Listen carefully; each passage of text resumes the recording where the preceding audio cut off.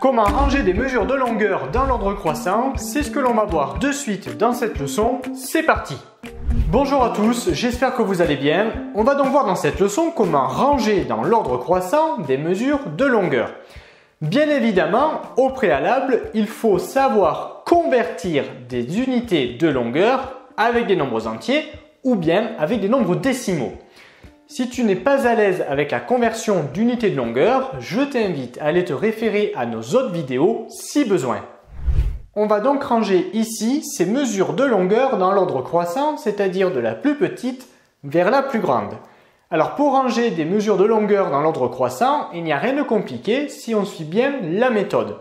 La première chose à faire, c'est de convertir l'ensemble des mesures ici en une seule et même unité, puisqu'évidemment, tu remarques ici que nos mesures de longueur sont exprimées avec des unités différentes. Ici, j'ai des hectomètres, kilomètres, mètres, décamètres. Donc, dans un premier temps, il faut que l'on parle un langage commun. C'est pour cette raison que l'on va convertir l'ensemble de ces mesures en une seule et même unité.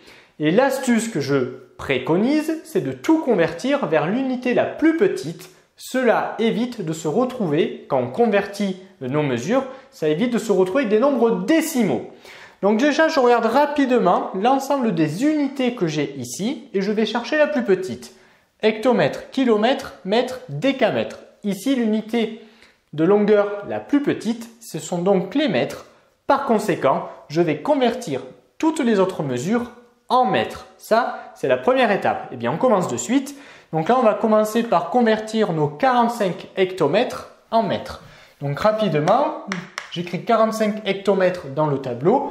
Je le convertis en mètres et cela me donne 4500 mètres. Donc dessous, je vais écrire 4500 mètres.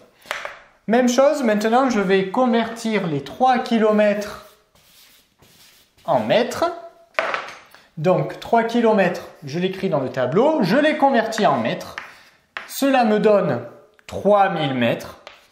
Donc je l'écris en dessous, 3000 mètres.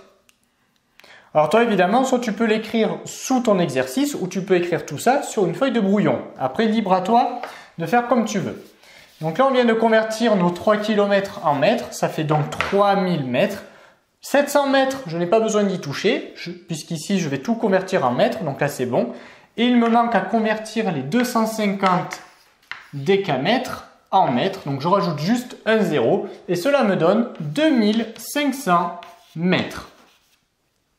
Lorsque j'ai terminé de convertir l'ensemble de mes mesures en une seule et même unité, eh bien ensuite c'est gagné. Il ne me reste plus qu'à classer mes mesures de la plus petite vers la plus grande, puisqu'on n'oublie pas ici que l'on range dans l'ordre croissant. Donc si je regarde ici l'ensemble des mesures, eh bien finalement la plus petite c'est 700 mètres. Donc là je recopie 700 mètres parce que dans la consigne initiale c'était bien 700 mètres. Donc 700 mètres plus petit que.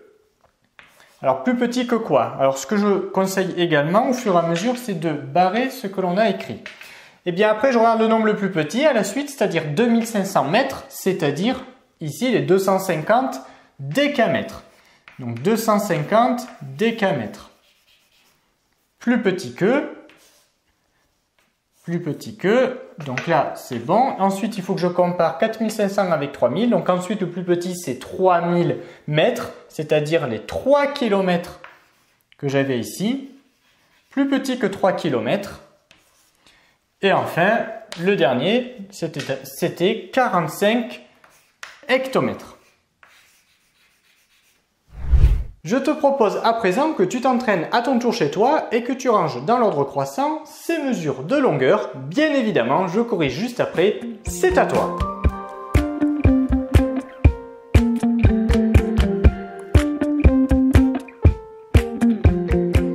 Place à la correction, vérifie que tu n'as pas fait d'erreur. On va procéder comme au préalable, c'est-à-dire que dans un premier temps, je vais regarder les unités de longueur que j'ai ici. Et je vais tout convertir vers l'unité de longueur la plus petite. Centimètre, décimètre, millimètre, décimètre. Donc là, on la repère rapidement. L'unité de longueur la plus petite, c'est donc millimètre. Par conséquent, je vais convertir toutes les autres mesures de longueur en millimètres. Eh bien, c'est parti. Donc 170 cm, rapidement, je le convertis en millimètres. Donc il me suffit ici de rajouter un 0. J'obtiens donc 1700 mm. Voilà. Ensuite, on va convertir les 5 décimètres en millimètres. Donc 5 décimètres. En millimètres, ça nous donne 500 millimètres. Voilà. Ensuite, on va convertir les 12 décimètres qui sont là-bas. Pas besoin de convertir les 960 mm.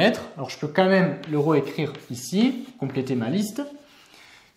Et enfin, il nous reste à convertir les 12 décimètres. Donc, j'écris 12 décimètres dans le tableau, je complète et ça me donne 1200 mm. Donc, ça, c'était la première étape. Tout convertir en une seule et même unité. Je préconise à chaque fois de le faire vers l'unité la plus petite. Ça évite de se retrouver avec des nombres décimaux lors de la conversion.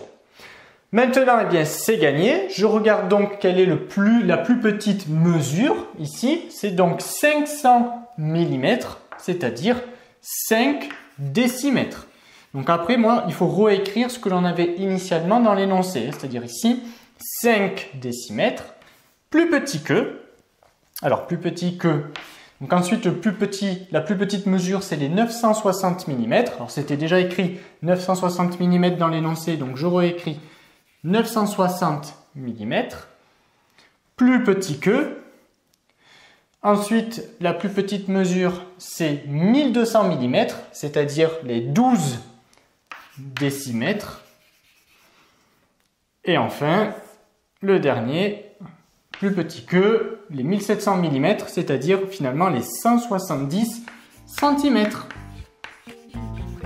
Cette leçon est désormais terminée. Abonne-toi à la chaîne pour ne rater aucune de nos prochaines vidéos et on te dit à très vite dans une autre leçon de petits savants.